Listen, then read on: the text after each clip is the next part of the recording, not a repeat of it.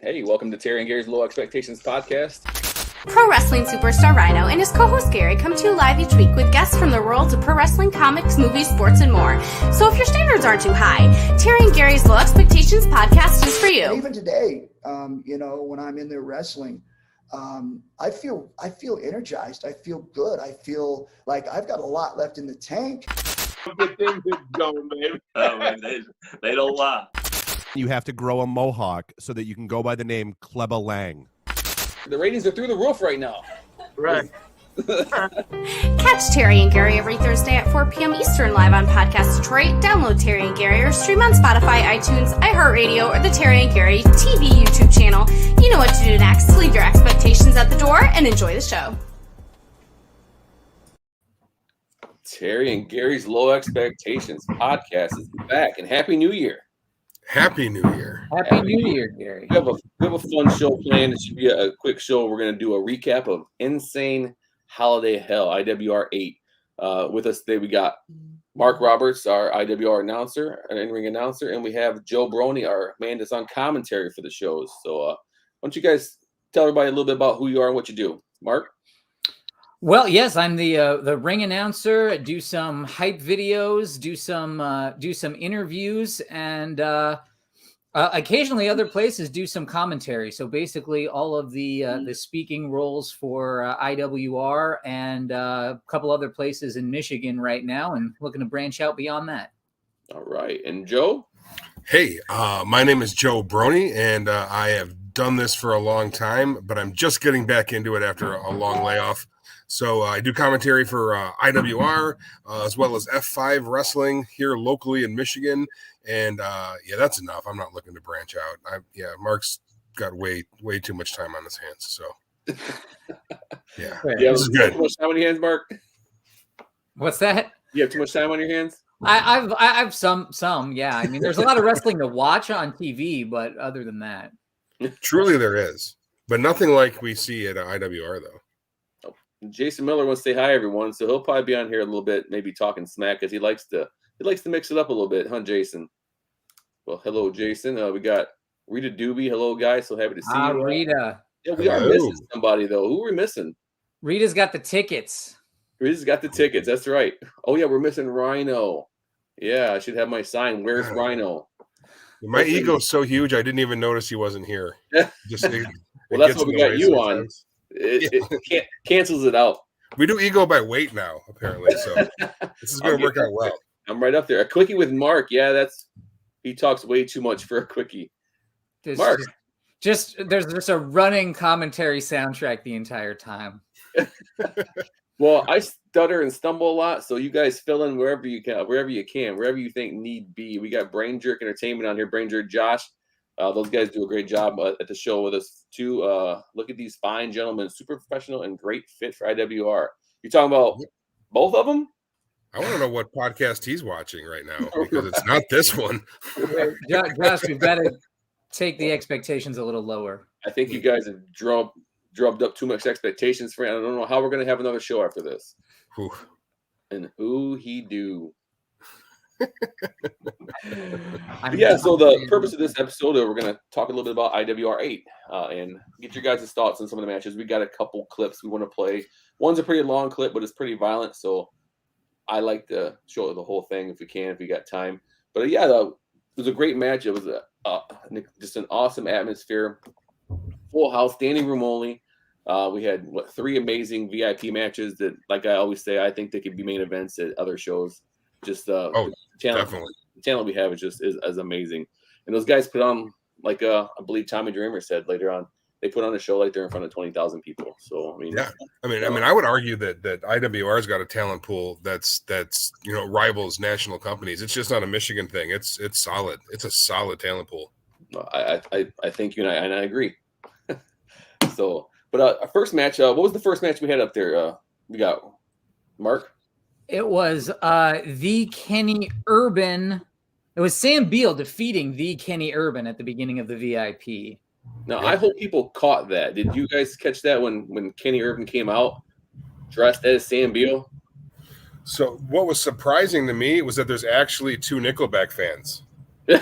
I thought it was just Sam, but nope. Apparently, that silly goose is a Nickelback fan as well. I don't think the Kenny Urban is a Nickelback fan.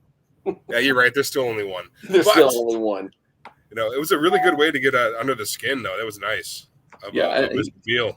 He seems to be able to do that, and let's face it, Sam seems pretty easy to get under his skin. So he just say a little bit about his hair, a little bit about his Nickelback, and should be interesting to see what happens. And the wig was a nice touch. No, the wig was. It was.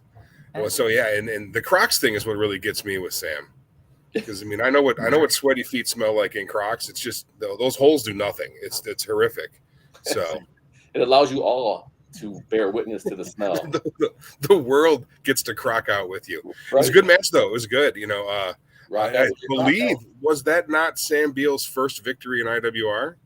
And I'm horrible at this. I should have a better running tally of all these somewhere, and I do. But I do believe he has one before. All right.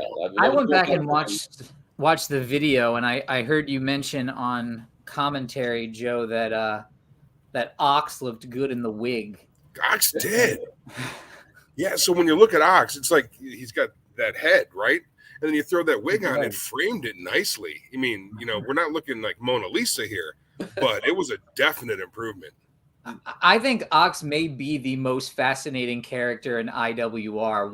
What drives him? Why is he there? Why is he with Beal? Is it hair envy? I've got so many questions about Ox. I would definitely think hair envy. Yeah, he's the second Nickelback fan. He's the quiet, the Nickelback silent type. Yeah. Definitely not a Nickelback fan. Nichelle Evans, I want Rhino. Well, you and me both. We all do. Michelle. Get in line, Nichelle. We all want Rhino, but we are holding low expectations, and I hardly ever expect him to show up. So we got IWR is legit in the game for sure. Yeah, I think straight up. I think we're putting together a really nice roster. I think we could. I've been involved with cards like all over the country with promotions and indie people with weekly TV, and it's a stacked roster. Nice little home right there in the police brotherhood form. What do we call it? The FOP. The FOP. The House of the Order of the Popo. Fraternal Order of the Popo. We got a few Popo there too, so you guys be careful when you're there. And Jason thinks that was hysterical. I think that was too. We're talking about, of course, Kenny Urban coming out dressed like Sam Beal. So you guys missed it. You guys missed a lot. Get those VIPs, man. They're like those 3 matches are worth the price of admission. Right, and we should have 3 more VIPs in IWR 9. First row is already sold out. It sold out instantly. So, but we do have some second row left, and we have some third row left. Yeah, I love the idea of the VIPs. Basically, gives the fans the opportunity to decide if they want to see a longer show, want to see more wrestling. Most of the time more straightforward matches, though we saw some extra curricular stuff happen this time. But really, the whole thing is underpriced anyway. Like the front row VIP cost could be the get-in price to get through the door, and I think we would still have a full crowd there. So you might as well go for it. Yeah. Might as well go for it and get the VIP. Let's go for it. That's right. I thought you wanted us to raise prices. That too, but you're right. Cost of living increases, Mark Roberts wants us to raise prices, so that's the headline. Mark Roberts says you don't pay enough. Yeah. The wig on the other dude was funny too. Yes. Well, I think one guy's hair was real. That was Sam. So right. That was the same thing. And then Jason Miller again. He said it before, and he'll say it again. He'd rather go to an indie show than AWE or WWE any day. True that. Yeah, I mean it's right there. It's the best of live theater and athletic competition, all up close and personal. It's amazing to watch these guys' dedication to what they do and what they put their bodies through in this, and they put on such a great show. So second VIP match was Rod Lee defeated Ace Evans. The Rod Rageous one. Yeah, Rod Rageous. He caught him. He caught Ace real quick. He didn't. I don't even think he used his finisher. It was kind of a tornado DDT into a pinning combination sort of thing, and Ace went out. Sometimes you get caught like that. Sometimes you don't. This time Ace got caught. And it was, I like Rod. I like Rod a lot. Rod Rage's Rod Lee he's exuberant. I think he's winning the crowd over too. I really do think he's getting a lot of pull from the crowd. So yeah, the entrance is awesome, and really, both of those guys are really, really cool guys. Yep. Rod and Ace. But I watched the Nate Thompson video of this, and it ended right at the end of the match, and that's really burying the lead on what happened here, because really what happened is what happened after the bout with Rod Lee and Johnny Bravo, if you want to go into that, Joe. I was going to, but they're hammering, and I'm going to do it anyway. They are. That's okay. The headline is Jive Turkey. It is, yeah. The headline is Jive Turkey. So Johnny Bravo came out to try and recruit Rod Lee. I'm sorry that we didn't get to see that, because I had a great line, because signing a deal with Johnny Bravo isn't like signing a deal with the devil. It's kind of like signing a deal with Hell's assistant manager. And Rod said no. Rod flat out turned him down. I wonder if anybody thought that he was going to. I mean, it's a pretty good offer. Johnny Bravo is the manager of champions.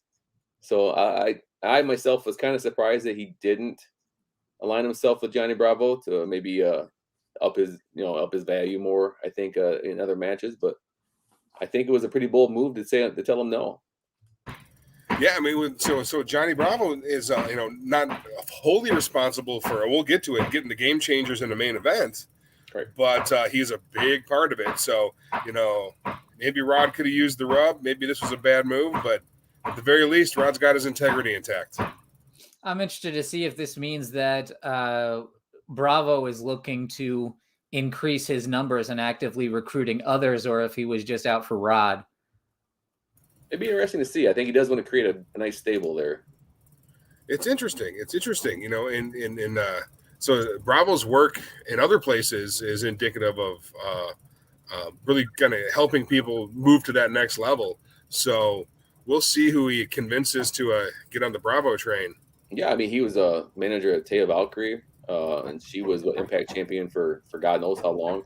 John Morrison, Johnny Impact. So I mean, he's got a nice history with him of what he does with his stable. Imprisoned Orange Suit was.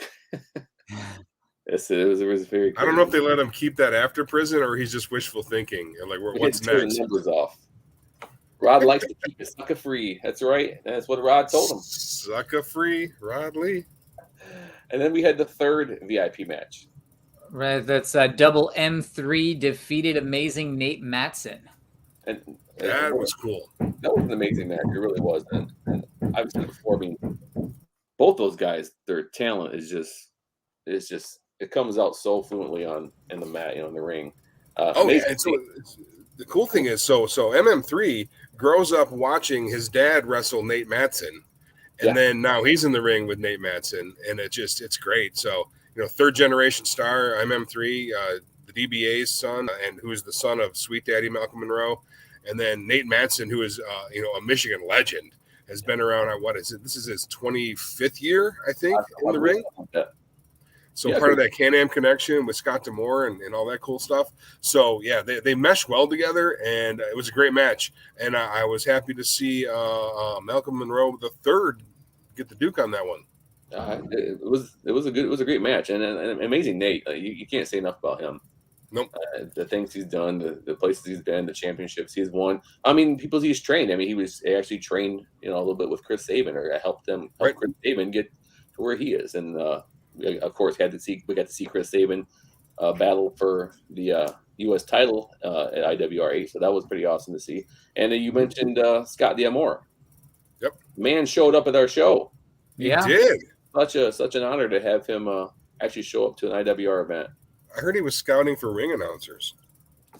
That was the rumor that I heard. Well, don't tell him he can hear you. Well, Scott looked great. I mean, yeah. Guys in great shape. Pucker up. There you go. Oh, I don't think he watches this show. I wonder if Canadian tastes different than American. I'm not quite sure. Can recruit Clucky. Does that mean Clucky? Probably Clucky. I think Clucky. Whew. We'll get into that in a little bit later. But Rod needs to join my team. Oh, Clucky. That's right, we need more guys on your team to get you over the hump and get you into that office next year, the next 2023, let's say. Yeah, so Rod can hit that pump handle driver on anyone that doesn't vote for you. Right. That could be vote or get put down. Don't be sucker. Don't be a sucker. MM3 is so good. Trust the process. Yes. Like I said, both of those guys.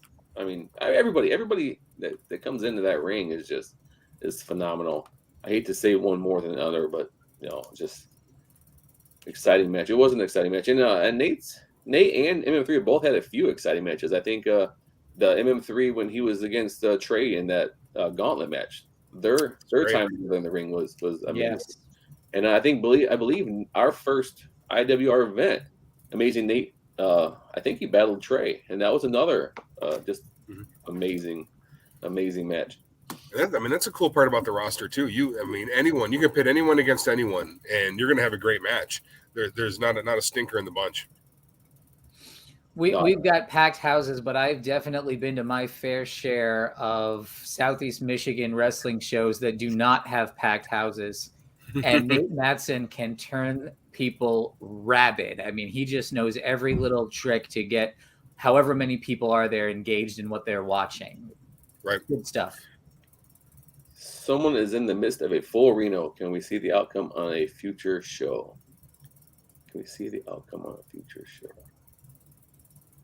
Guys? And that takes us to our main card. And what was the processing? Just the process. And the main card. What was the first match on our main card, Mark? We opened with the Hornswoggle match, which leads me to the question we had earlier about Bravo and whether he is recruiting. Do you think that he would pick up Benjamin Boone after the performance in the 6-man tag? So, historically in IWR, The Bachelor doesn't have a great record. Just, in the ring or with the ladies. But a wonderfully green thumb, though. So there's that. Just to be clear, this was the amazing trio of DBA, the Mysterious Movado, and Hornswoggle taking on DTA and Boone. And Hornswoggle, I believe, pinned Boone. Right. Yes. Right. Yep. Yep. So when the DTA Death Threat Army, it's Aaron Orion and Jack Price and Benjamin Boone. And I thought that was an odd pairing until our next team came out, which is the Mysterious Movado, the DBA, and Hornswoggle. It's just a styles clash is probably a underused term for this one. It's interesting though, because Movado and DBA have been around for decades and gone to war for decades, finally deciding they make a better team than opponents. And then they bring in Hornswoggle, 18-year vet. So, time and wiliness and just being unpredictable is on the side of that team. So I think that went a long way to them getting the win. And I personally really like, on a side note, the team of Malcolm and Mysterious Movado. They've teamed up tag team a couple times now in IWR, and I was impressed how well they work together. I mean, maybe it's like you said, doing the battles over the last 20 years against each other. Maybe they've learned how to work cohesively and become a pretty good team, I think. They balance each other out nicely. They complement each other well, because I've never thought that DBA was silly, and I never thought that Movado was going to stab me or set me on fire. So, now you just don't know. Either way. One of these two things can happen. I think, so the next IWR show, IWR 9 is going to see a tag team title given out to one of the two teams, but looking over their shoulders, they got to be looking at Movado and DBA.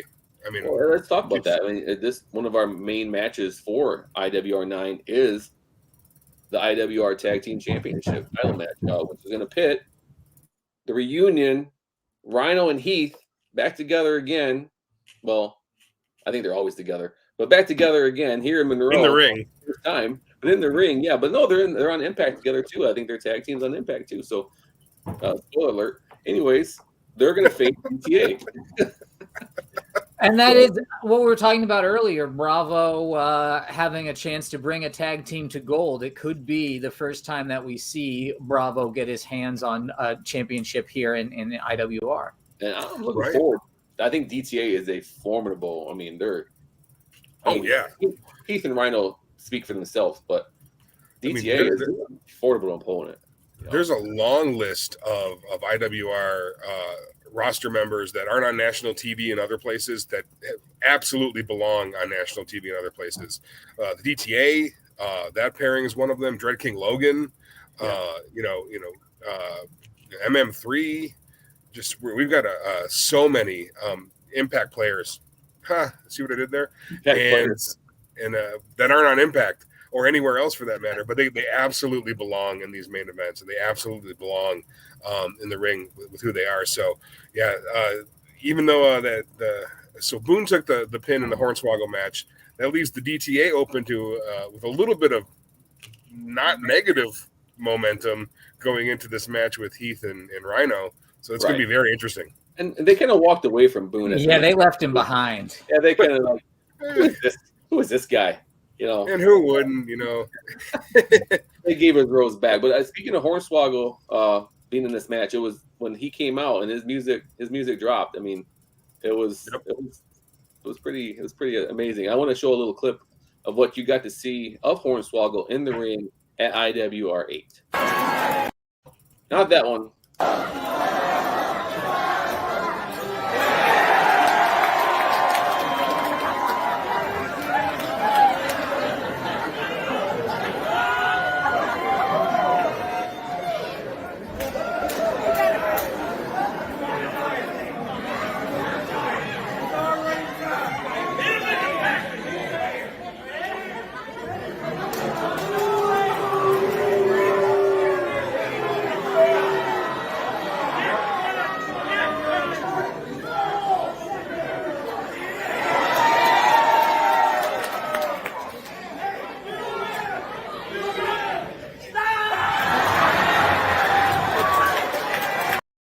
Now, is that a legal move?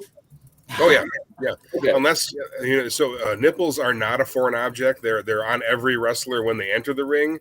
So yeah, go for them. Purple nurple it. I don't know if Jack left with any. Or Aaron. I don't know if Aaron left with any. He did. They're just larger than they were when he came in. They're larger than they were, but no, he was so fun, and I believe he got the victory over Ben with a choke slam. Yes. Yes, he did. Really.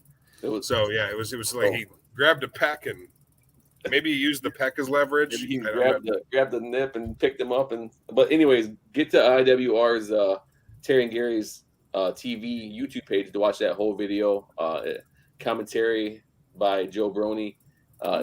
It's a definite must watch. So, but next match, we gotta keep going. We gotta keep moving along here. Okay, well, that is exactly how the match itself went, where one thing led to another, right? This is where we had on the match listing it says Connor defeated Tanner, but a lot more than that happened. Yeah, this actually was Tanner facing Chris Klontz.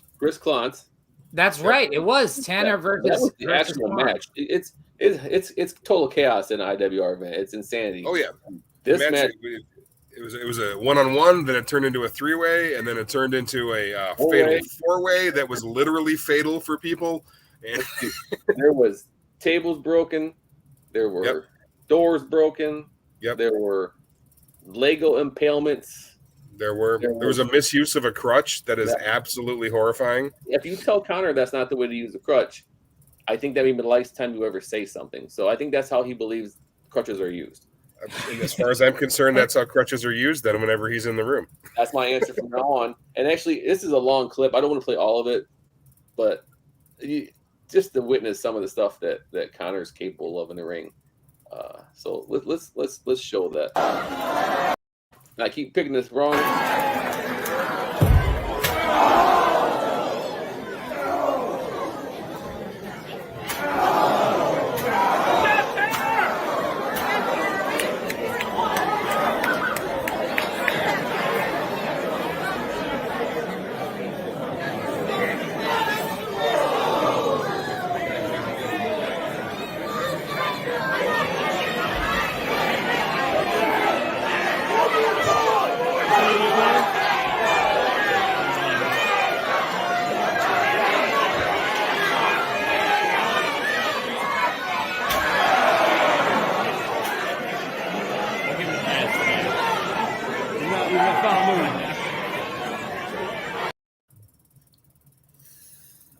hurts me watching it, and that's just a taste of it. I mean, I wish I could fast forward. I think it's like a 5-minute long clip, so I don't know if you want to show the whole thing or not. But it's terrifying. It may be a cliche to say that man has a family, but Chris Klontz legitimately has like 7 children. So I hear that the licensing board is going to give Connor a chiropractic license after that for how he adjusted Mr. Klontz's spine. And we just so happened to have a chiropractor in the house that night too, one of our sponsors. So good way to go, Chris. You lucked out. have we heard anything of what happened to Clucky? Is Clucky okay? Oh, Clucky. I want to show this video so bad. Do you guys want to watch the rest of it? Oh yeah. Can you? Is it still playing while we're talking? Can you go back in?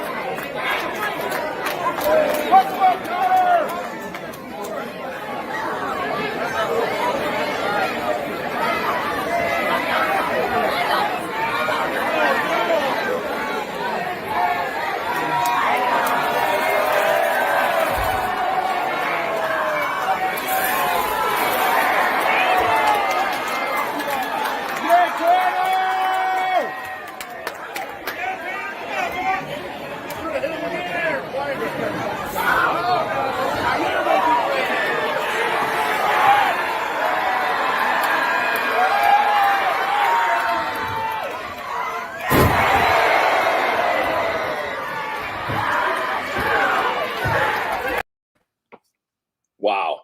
I didn't want to play it all, but I had to play it all because it just shows you what you can see at an IWR event and what these guys go through. And to see Connor, I seen an actual meme. Somebody made a meme about this. To see Connor staring at Clucky while Daddy's Money's music is playing. I didn't know I needed that until I seen it, and now it's like it's. I mean, the cock of the head, like, what is this guy doing out here in my ring? Is this real? Clucky, I mean, the guy is, I mean, I can't believe that the singlet holds in those gonads because they're massive. And whew, that was the worst trip I've ever seen from an acid drop. He just went on one bad trip because that was rough. That was rough. And he didn't go through the first time. No, he's slight of build. He bounced. Boom. So he goes over the top. He doesn't go through when he hits. Here's a testament to the amount of force Connor put into it. From 3 feet up, he drove him through it. So yeah, gravity doesn't pay attention to Connor. Physics doesn't pay attention to Connor. And Tanner obviously asked for Legos for Christmas because Santa delivered. They're probably still picking him out of his skin right now. So, so he just pulled a full Death Star model right out of his skin. It's Star Wars Legos. I'd really like to have a sit down with Clucky to talk about what he thought was going to happen and what drove him to enter the ring there at that moment with the doors out and everything. And did you guys see what happened to Ray Phoenix last night? It was absolutely gruesome. And yeah, snap. I mean, I thought the other guy, what's his name? Luchasaurus. Yeah. I thought he might have broke some ribs the way that door came up and nailed him in the stomach. I didn't even notice until the second time they played it how Ray Phoenix's arm. I didn't see it the first time either, but his hand was touching his shoulder in the wrong direction, and it shows you the sort of danger that you're in and how anything can go wrong at any time. And luckily, Clucky, I think, made it through in one piece. But good God!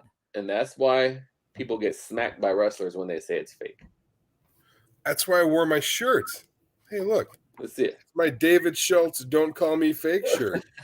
And I believe he smacked an announcer, someone right in the face, right? Oh yeah, it was only on NBC News. Yeah, John Stossel opened up his big trap. Yeah, I got no knees because of this stuff. So yeah, I get it. I understand. But that was another amazing match. I say amazing a lot because I think they are. But we have it is after that. Because we're at 32 minutes already. You guys are going long. We've got just our 3 main events left. And Gary's like, take it home, and we're like, no. I got to get my stuff in. The first main event match we had was crowning the very first IWR United States champion, and boy, did it have a big fight feel. Yeah, it did. It did. And due in large part to the ring announcing as well, because that's what we did. We did a nice big fight feel with it. My goodness. I wonder if Scott saw. I'm sure he did. I'll send the video. Scott's got the video already. He just watched it 14 times. He's so impressed. This match is the only one that I haven't watched back yet of those that are available on the internet, because there's the, there's our guy, Nate Thompson, but then there's also fan cams that are on YouTube. And there's a fan cam of this match. And I just wanted to be able to really pay attention when I go back and watch it, because it was so good. It's a masterclass. It is. I mean, I loved Trey Miguel. Great, and Trey Miguel, No Way Home, because that's obviously him, right? He is Spider-Man. And Chris Sabin has been a favorite for years. The Motor City Machine Guns, just a Michigan legend. And just, yeah, they put it on. They put on a show. And I know they've faced each other before. And like you said, 20 people or 20,000 people, you're going to get the same level of entertainment. And those two guys killed it. Absolutely killed it. I've heard several different websites and different people that cover the wrestling events that were there that said that there was a 5-star match. So where I was super happy with the outcome. Those guys put on a great show, and to do it in front of their boss, Scott D'Amore, right there. It's just and their other boss, Gary, Paulette, right there. Yeah, two bosses.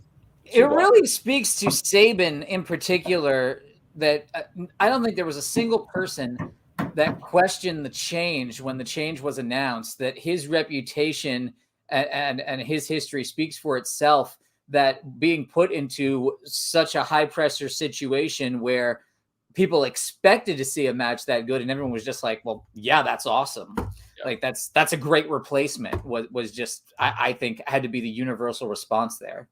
Yeah. Wonderful. I mean, Petey Williams would have been great, but like I said, I'm a big Saban fan, and talking to Chris before the match, he's the hometown guy, right? He's the guy from Michigan. Oddly, Trey Miguel lives closer to Monroe. You'd be hard pressed to find somewhere where Trey isn't one of the favorites. I mean, he's just a crowd favorite, and people and love still him. undefeated. And still undefeated in IWR. An IWR sanctioned matches, he is undefeated. And now our champion, our U.S. champion, which puts us to IWR 9 for Trey. The next stop would be his first title defense, and he's going up against the Mad Dragon Rohit. So I can't say of Impact anymore because I think he is now a free agent. So is he really? Yeah. Well, he is also the trainer at the school up in Saginaw. So I think is it his school now? I believe he was going to take over that school. Yeah, he is. He's now the head trainer at the UCW school in Saginaw, and I'm obviously a skilled guy, a technician who is training the next generation already, and so that's a great bout. And whoever comes out of it, I mean, it's clear what.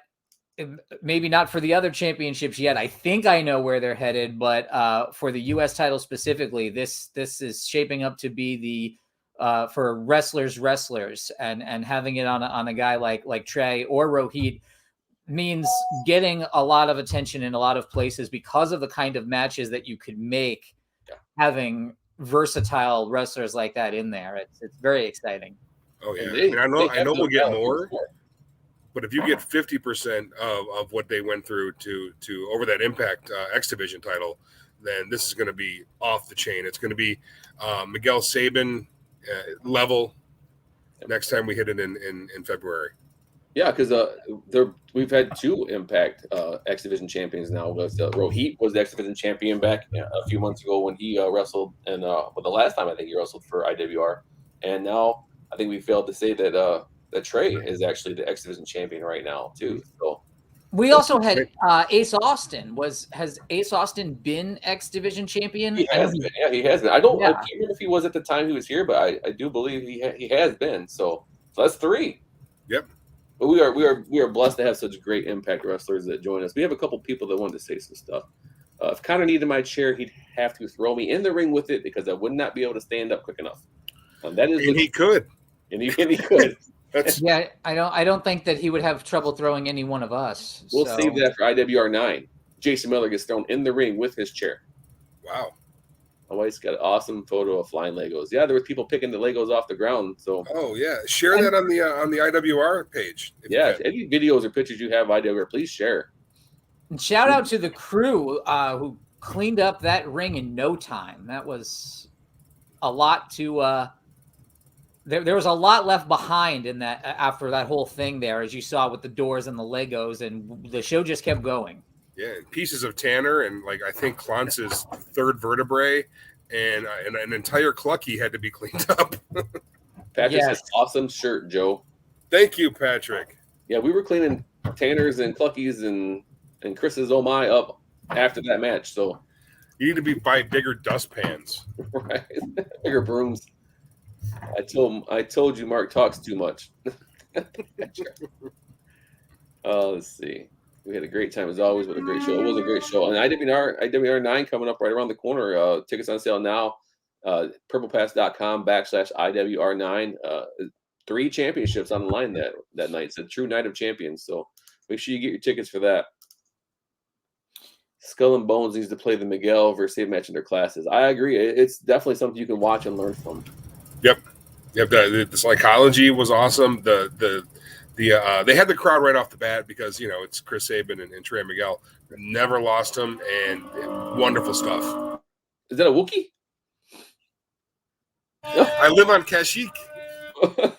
No, but and another thing that I guess people didn't really know, I guess, until he said it, was his brother's birthday. Trey Miguel's brother's birthday was on December 29th, and it was a kind of an homage match to him that he passed away.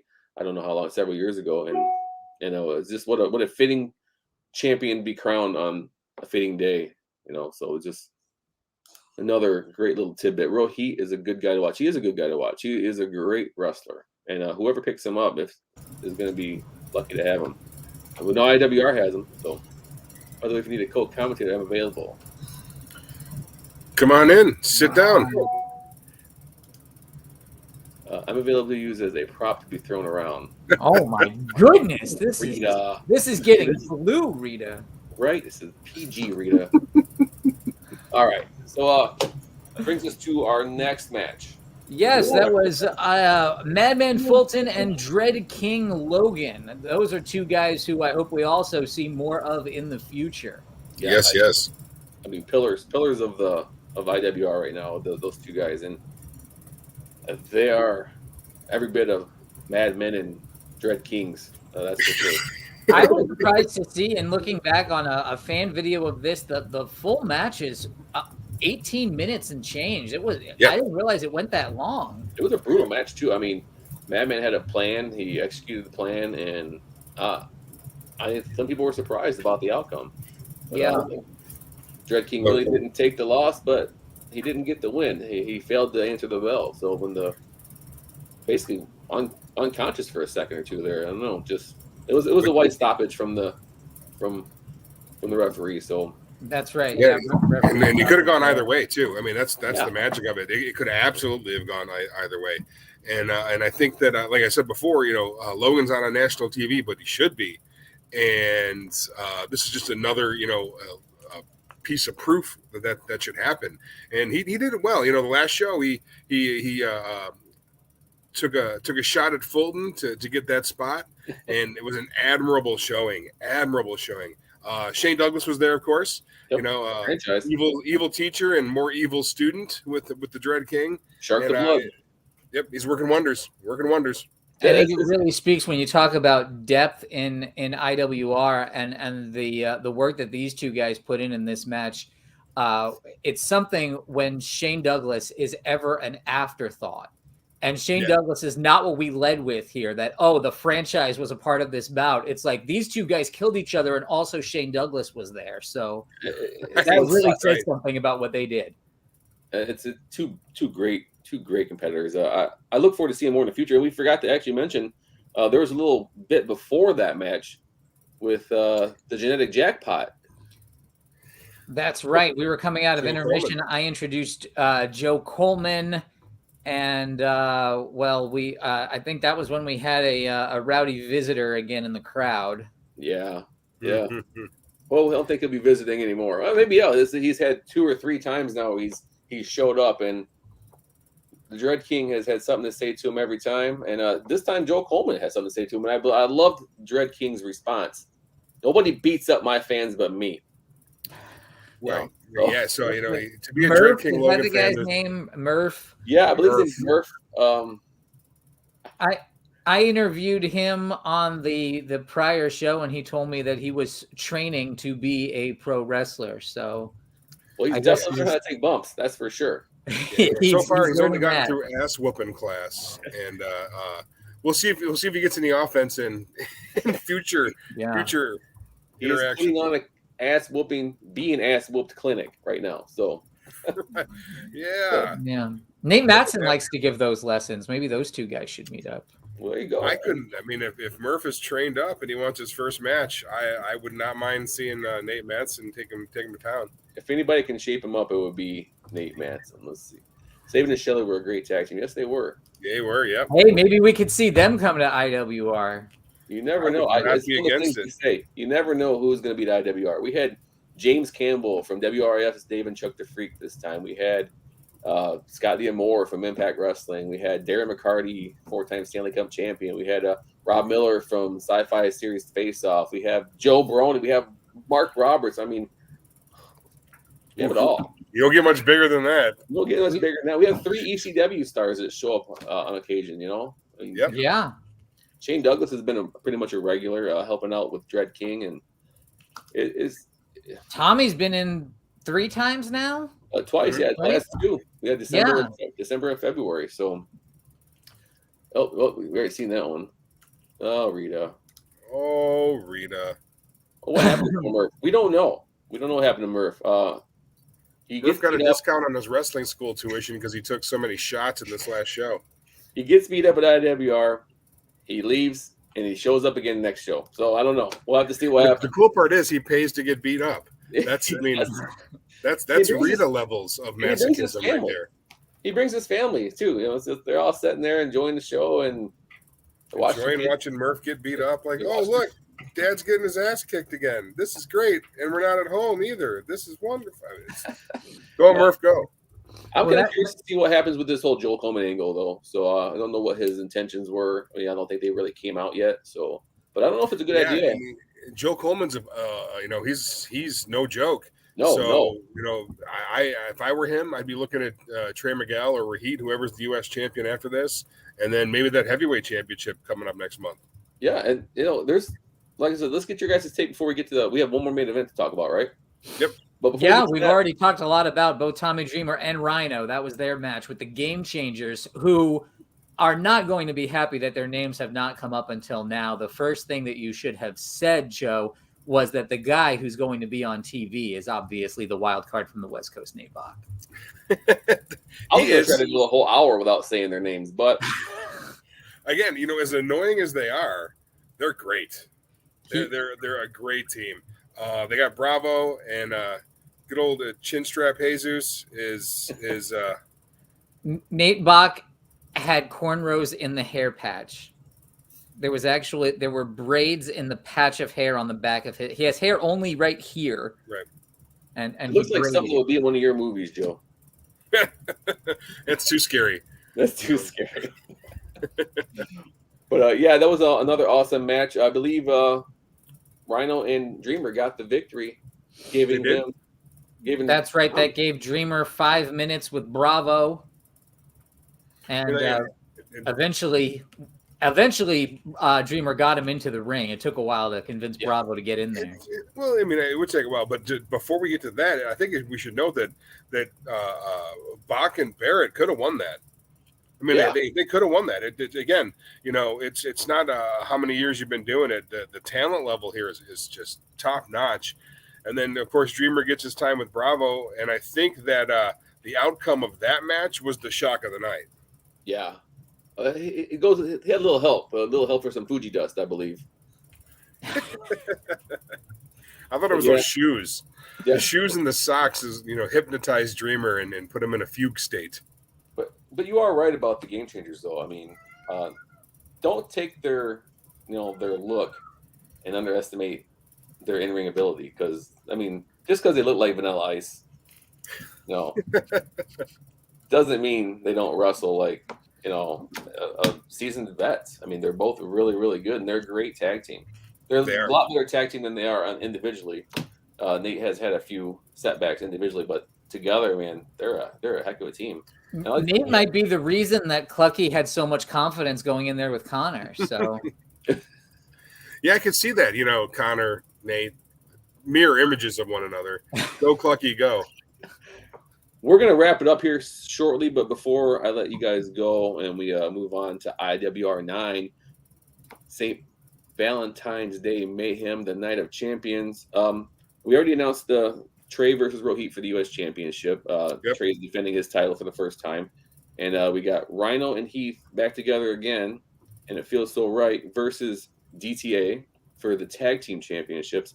And the other match we're going to have, a main event match that night, is going to be a title for the World Heavyweight Championship, IWR World Heavyweight Championship. That has not been announced yet, but I'd like to get your guys' take on maybe the 4 or 5 guys that you think could be in the running for that. You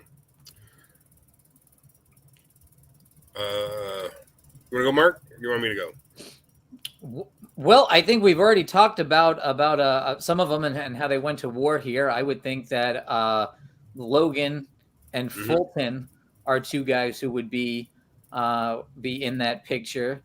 Definitely. I think that Connor, somebody who could be in that picture.